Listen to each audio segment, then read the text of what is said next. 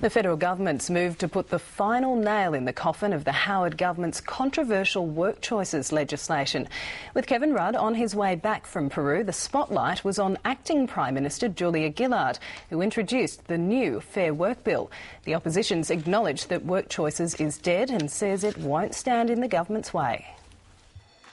The acting Prime Minister says Labor's delivering on a key campaign promise a day after marking the anniversary of its election. Work choices is tantalisingly close to being gone forever. Yeah. Along with the careers of those who tried to foist it without a mandate and without transparency on an unwilling Australian people.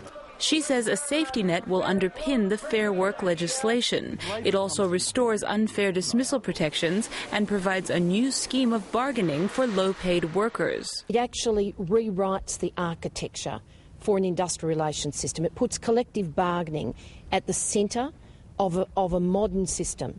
Only those earning more than $100,000 will be allowed to make individual statutory agreements, although existing agreements will continue to apply under transitional arrangements. The government doesn't need it, but the opposition is offering support in the lower house. The government's changes to workplace relations come at a very difficult time for the Australian economy. We take the government on trust that these changes have been carefully considered and will not cost jobs.